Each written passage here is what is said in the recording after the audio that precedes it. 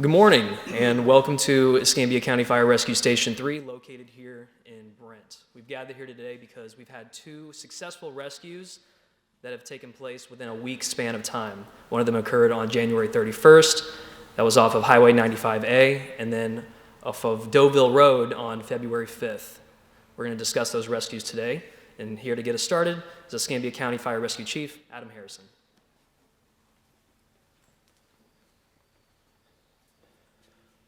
Thank you, everybody, for coming out today.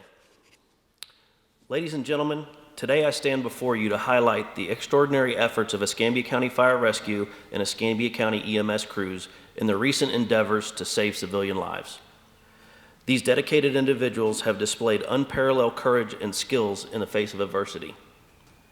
In a one-week period, our fire and EMS personnel have responded to numerous emergencies, demonstrating unwavering commitment to the safety and well-being of our community. Their swift response and effective coordination have resulted in several remarkable civilian rescues, showcasing the true essence of heroism. These brave men and women have faced perilous situations, navigating through flames and overcoming challenging conditions to reach those in distress. Their training, dedication, and teamwork have been instrumental in ensuring successful outcomes and bringing hope to the families who found themselves in the midst of a crisis. Escambia County Fire Rescue members have not only saved lives, but also exemplify the values of compassion and selflessness. These actions serve as a testament to the resilience and strength that define our community. As we applaud and honor these crews, please let us also recognize the importance of supporting our fire services. Their continued training, access to modern equipment and facilities, and community involvement are vital for sustaining the level of service they provide. In closing, let us express our deepest gratitude to Escambia County Fire Rescue and Escambia County EMS, as their commitment to protecting and serving the community deserves our utmost respect and appreciation. I would like to thank all the county commissioners, county administrator, assistant county administrator, and all the admin staff for their continued support by allocating funds and resources needed to carry out our noble mission of saving lives and keeping our community safe. Thank you. At this point, I would like to introduce Chief Isaacson. Good morning.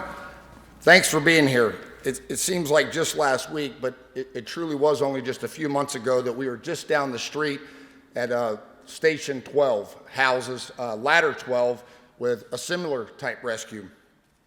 And with that, it seems that it's becoming more frequent, and some people would ask, why is it becoming more frequent? Well, we're going into our 25th year as a one county fire department protecting all of Escambia County. Escambia County Fire Rescue 25 years ago became a county fire department encompassing 16 other departments. You think 25 years, but that's only one generation, and it's now that we're seeing the fruits of the labor of 25 years of a culture driven to rescue, remove, and resuscitate. In the last 20 years, Escambia County Fire Rescue has documented 42 rescue and removals from house fires. That's pretty impressive. And if you think about it, each and every day in this country, firefighters rescue 9.8 people a day, every single day. And here just recently, Escambia County Fire Rescue pulled 2 people within just a week's time from a house where they were trapped and a fire happened. And with that, before we talk about the specific incident, it is most important that we let all citizens of Escambia County and their visitors know that smoke detectors are the first line of defense. They are what will notify you when there's a fire to get out, because Underwriters Laboratory, UL, has proven that from ignition to flashover, which means not life livable, survivable, is 3 minutes and 40 seconds. And 3 minutes and 40 seconds goes by so fast. So please, if you're listening, make sure your smoke detector works.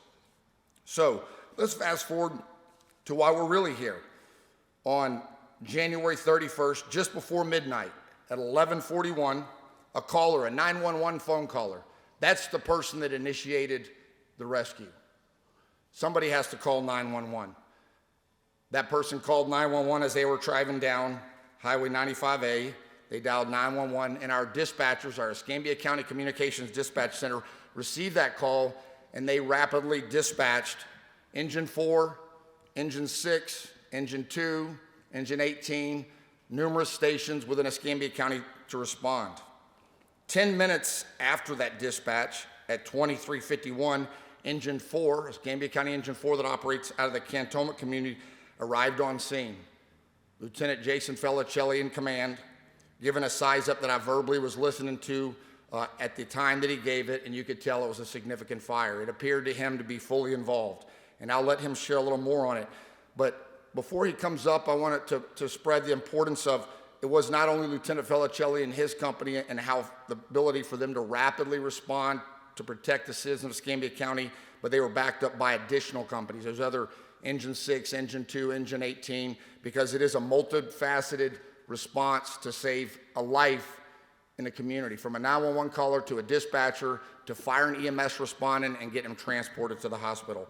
So I would like to call up Lieutenant Felicelli to give his scene size up of what he saw when he sized up and was in command until the arrival of the first chief officer.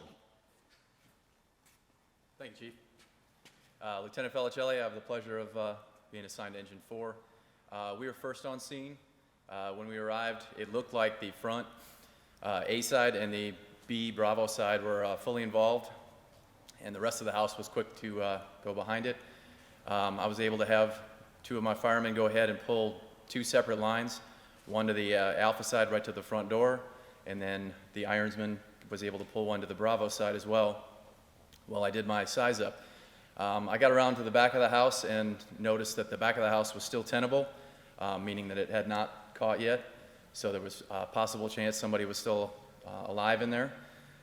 So coming back around, Engine 6, who was second on scene, the officer had just given his on scene and come up to me, and I was able to face-to-face speak to him and let him know what we were doing, and then get him to go ahead and start the search, and directed him to the back where he could go ahead and hopefully make the biggest impact on it.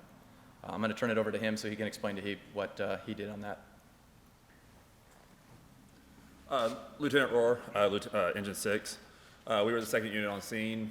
Based off some of the information that we were receiving on the way up there, such as a vehicle in the yard, Lieutenant Felicelli pointing out that not the entire house was involved, just the front of the house.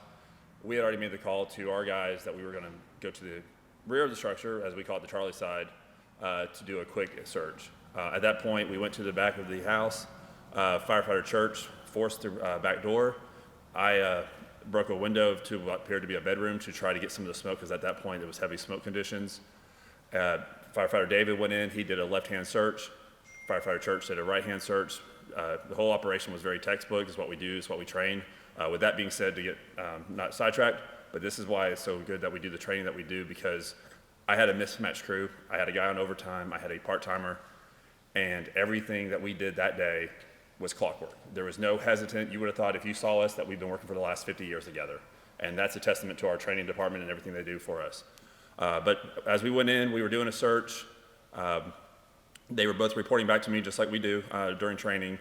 Firefighter David reported that he had a victim. At that point, I came on the radio. I let our commando that we had a victim, and that we were pulling the victim out the Charlie side. At that point, the victim was tangled up or caught. He requested additional resources to get the victim out. At that point, went over, I assessed the situation. I had him guide me out. I picked up the patient, and then I had Firefighter Church clear us the path. Once we had the victim out through the back door, I repeated once again that we were on the Charlie side, and Firefighter Church, who was our irons guy, which is just a seat assignment, began CPR. As he did CPR, I believe one of the EMS supervisors was on scene, assisted him, and myself and Firefighter David went back in to complete our search through the rest of the house. And that was pretty much the situation that we had and how we handled it. So you can see that that's just the first arriving and second arriving fire apparatus. Time is critical, as I said about the Underwriter Laboratory, from ignition, start of a fire, to a flash over 3 minutes and 40 seconds. Obviously, there's other factors that we'd like people to know, and that is close your door when you go to sleep at night. Close your door when you doze. That's what's going to buy us more time. At the 95A incident from dispatch to the first arriving engine company, because it is starting to push into the north end of Escambia County, was 10 minutes. But even at a 10-minute response time with the second arriving company 4 minutes later, and based on the 4-person staffing on both rigs, because experience, response time, and staffing is critical when somebody's trapped in a fire, they were able to stretch 2 attack lines simultaneously to overcome that 10-minute burn time, and then rapidly have another company enter, as in Lieutenant Rohr said, through the back door. And one thing the Escambia County Fire Rescue prides itself in, and it's starting to spread around the entire American Fire Service, is not just rescue and removal, but when EMS is not on scene yet, for us to pass it on to them, because that is the ones that are going to give them the highest level. We now in Escambia County do rescue, removal, and start resuscitation. That means when a firefighter pulls them out wearing gear and an air pack, they will start CPR until they can pass them off, like they did this to one of the Escambia County EMS supervisors. On to the next incident that happened just a few days later, down here in more of the core part of Escambia County, the higher densely populated area, 4509 DeVille Way, on February 5th at 7:08, dinner time, just down the street here from this firehouse. Escambia County Communications Center 911 received a phone call for a house fire with multiple calls, heavy fire, garage fully involved with entrapment. Ladder Squad 3 under the command of Lieutenant McGuffey, a original hire here 25 years ago, 30-year veteran, arrived as the officer first at 7:16. 8-minute response time. Seconds later, Ladder 12, just down the street here, arrived behind them. Just as the fire on 95A, Squad 3 went into a mode of fire attack, with Ladder 12 being assigned search. But on a fire ground, it's very dynamic. Based on ignition to flashover, that time, we also have to be dynamic. So at this incident, based on the voice being heard inside under heavy smoke and heat conditions for one of our citizens of this county screaming for help, Lieutenant McGuffey made a command decision to immediately go into rescue mode, passed off the fire attack to Ladder 12. That's what you do. It's just an audible like that. You make it happen. And based on the experience of those two officers, Lieutenant McGuffey and Lieutenant Anderson, they swap roles. And before I call Lieutenant McGuffey up, I'd like to say between these two incidents, the first two officers on 95A, the first two officers down here on DeVille Way, the 4 of them put together breaks right at 100 years of experience. That's pushing almost 25-year average, over 20 per person. Experience matters when you have to make a command decision when somebody's life's in the balance of that decision. So if Lieutenant McGuffey, the commander of Squad 3. Good evening. I'm Lieutenant McGuffey, C. Watts Lieutenant. The night of this rescue, we were here at the station. We just finished dinner, just like Chief Ike was saying, it's around dinner time. We pulled on the street, and there was heavy smoke all over the street and people all over the place, telling us where the fire was at. Before I got off the truck, there were people coming up to the truck telling us that there was someone trapped inside the house in the living room in a hospital bed. My driver that night was Sean Hill. My nozzleman was David Needland, and Anthony Stafford was the irons guy. But as I made my way to the front door, I could hear the victim inside screaming for help, telling me she's burning up, that she needed to get out. So I made a decision to go in, and I was able to hear her and use the thermal imager to get to her. And as I got to her, I realized she was conscious. So I told her, I said, "Put your arms around my neck." I said, "I'm gonna get you, I'm gonna get you outside." And at that time, we got her to the floor, and then I was unable to get her out without assistance with Anthony Stafford. He assisted me getting her out. Once we got her out of the house, the other crews went in and did a secondary search, but that's pretty much our role in that rescue.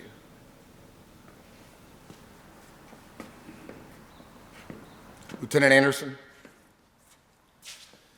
We were second due, which means we arrived second, just by seconds. When we come off the rig, we could tell by the scene and how everybody was reacting that we definitely had an entrapment. Met Squad 3 at the front door, myself and Tyler Jackson, and we could hear Lieutenant McGuffey's search. So at that point, I directed their nozzleman to take the nozzle inside, but wait a little bit just to protect his lieutenant and the victim on their way out. And Tyler Jackson and myself assisted getting the victim from the threshold just to the front yard so EMS could take over. that was the Ladder 12's role. Thank you, Lieutenant Anderson and Lieutenant McGuffey. Just a little thing I wanted to add about the Ladder 12 and that firehouse. That firehouse was put in service in September of 2007, thanks to Escambia County Commissioners and administration at that time funding that firehouse. That firehouse was funded because it was going to be put in the center of 5 other county firehouses based on civilian for fire fatality numbers at that time. Since then, it is remarkable the number of rescues and removals that not only Ladder 12, but other companies that they've backed up and vice versa. Because when we have a house fire, we have to send 5 stations or 5 companies because it's more than just a company going in. Somebody has to fight the fire, somebody has to rescue and remove those individuals. So with that, before I call up the next speaker, I would just like to thank our Escambia County administration, our Escambia County commissioners, because being a part of this organization for nearly 25 years, to see where we've come and what we can do for our citizens is remarkable between response times, and we're still moving forward. Under Chief Harrison as our fire chief, we're looking to put on 2 additional stations and an additional ladder company, which I think is just going to give us back even higher numbers of rescue, removal, and resuscitation of citizens that are trapped in fires, and then all the other incidents that we respond to. Next, I'd like to call up Local 4131 President Nick Gradia.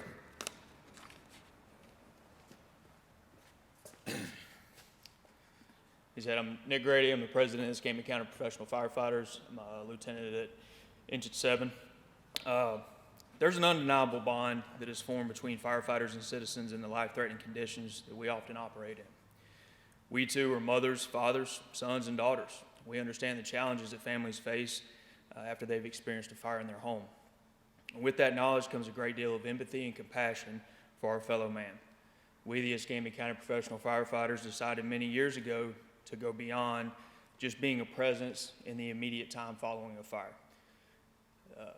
We established a charity several years ago, and through by utilizing the charity, we've been able to assist countless firefighters in the Panhandle, our brothers and sisters in our neighboring jurisdictions, brothers and sisters within our department that have experienced significant tragedies. We've been fortunate enough to also give back to the citizens in the county and try to provide a little bit of assistance to help get them through the times. And I'm very thankful we had the opportunity to give a little assistance to one of these very deserving families that are here today. You know, Director Gilmore said it the other day pretty perfectly that some firefighters will train their entire career for the day when they'll be called to rescue a civilian from a fire. Many of those firefighters will go that entire career and never have that opportunity. We here at Escambia County accomplished just that, 2 in just 1 week. It's not a simple task, and that's not anything to snub your nose at. Chief Ike mentioned earlier, Escambia County has documented 42 civilian rescues since the year 2000. That doesn't encompass the decades of service of volunteers, you know, before 2000, before we incorporated into one department. It doesn't count for the numerous rescues that took place that were probably documented differently for whatever reason. And it's sad that it's a positive thing and a sad thing. You know, firefighters are often too modest, not humble enough. They don't want gratification and, you know, glorification of the work we do. And in my opinion, it kind of harms the fire service, because with the pace of life today, everything's so fast. People don't understand that fire is still a very real thing. People still need to be safe from fires.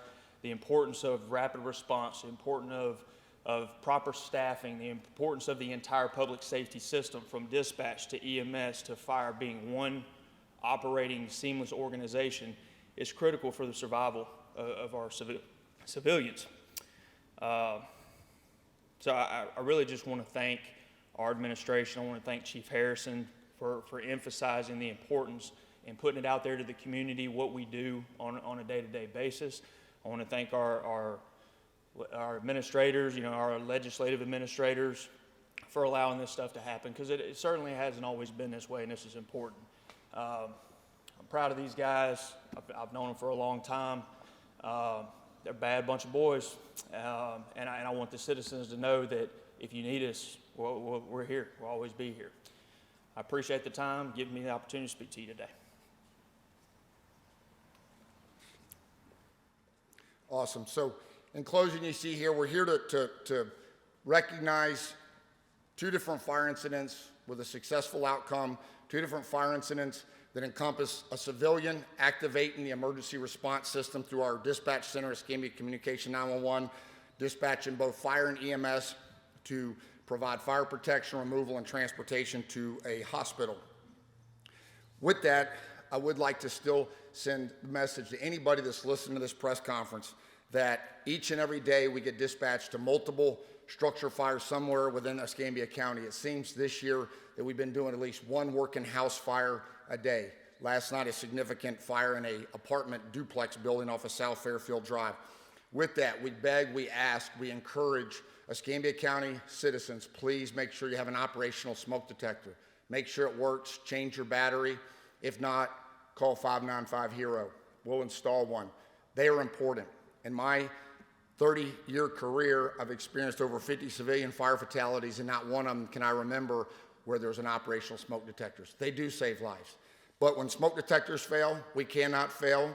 They did not fail, and we will continue that mission. So please, when you go to bed at night, make sure you have an operational smoke detector. Make sure you close your door.